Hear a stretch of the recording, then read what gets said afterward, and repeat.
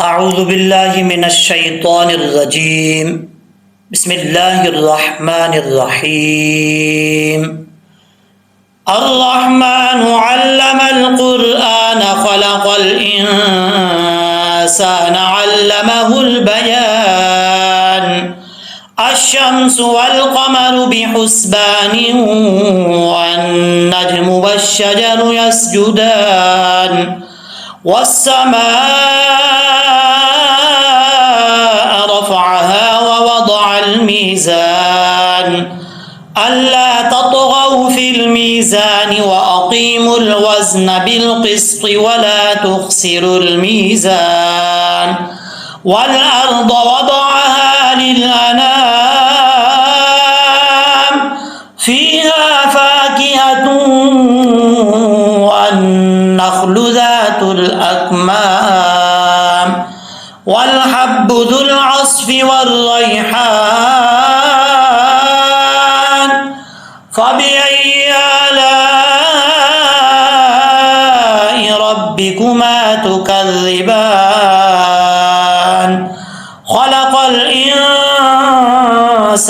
من صلصال كالفخار وخلق الجان من مارج من نار فبأي آلاء ربكما تكذبان رب المشرقين ورب المغربين فبأي آلاء ربكما تكذبان مرج البحرين يلتقيان بينهما برزخ لا يبغيان فبأي آلاء ربكما تكذبان يخرج منهما اللؤلؤ والمرجان فبأي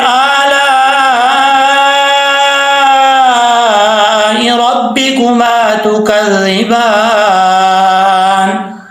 وله الجوار المنشآت في البحر كالأعلام فبأي آلاء ربكما تكذبان كل من عليها فان ويبقى وجه ربك ذو الجلال والإكرام فبأي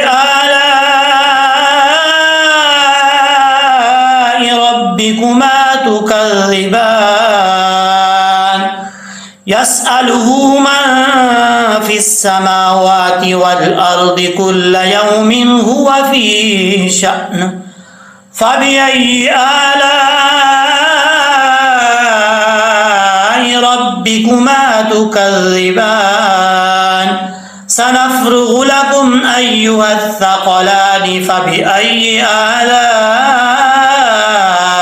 ربكما تكذبان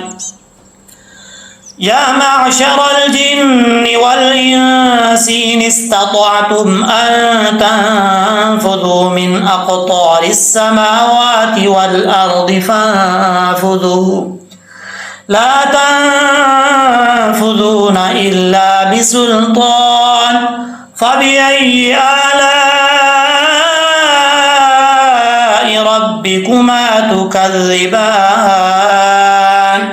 يرسل عليكما شواظ من نار ونحاس فلا تنتصران فبأي آلاء ربكما تكذبان فإذا انشقت السماء فكانت وردة كالدهان فبأي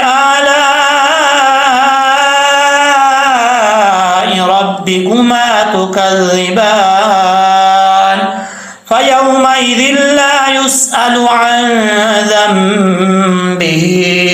إنس ولا جان فبأي آلاء ربكما تكذبان يعرف المجرمون بسيماهم فيؤخذ بالنواصي والأقدام فبأي آلاء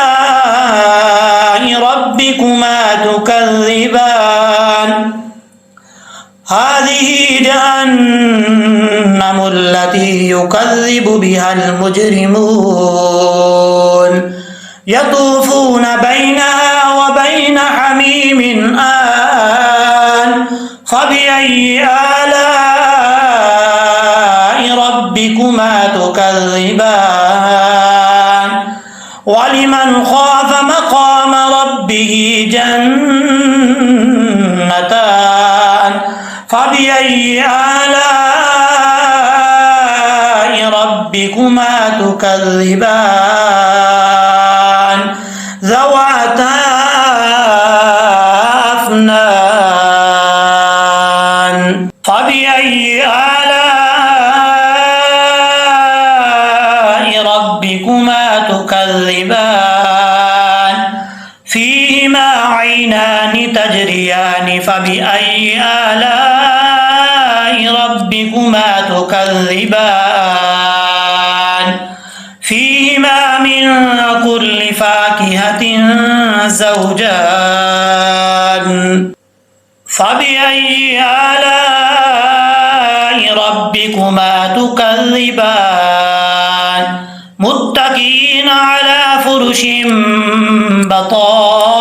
بطائنها من استبرق وجنى الجنتين دان فبأي آلاء ربكما تكذبان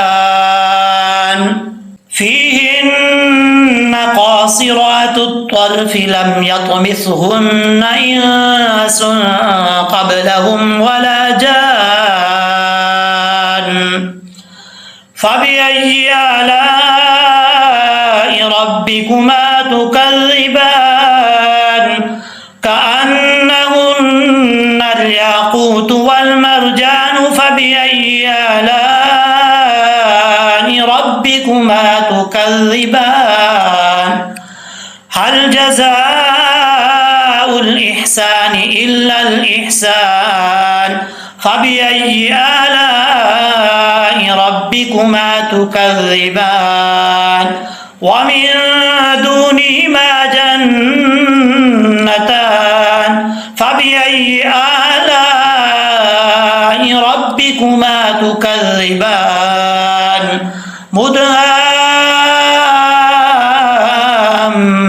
مدهامتان فبأي آلاء ربكما تكذبان فيهما عينان نضاختان فبأي آلاء ربكما تكذبان فيهما فاكهة ونخل ورمان فبأي آلاء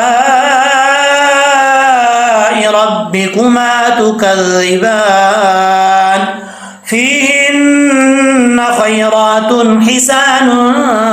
فبأي آلاء ربكما تكذبان حور مقصورات في الخيام فبأي آلاء ربكما تكذبان لم يطمثهن إنس قبلهم ولا جان فبأي آلاء ربكما تكذبان متكئين على رفرف خضر وعبقري حسان فبأي آلاء ربكما تكذبان تبارك اسم ربك ذي الجلال والإكرام.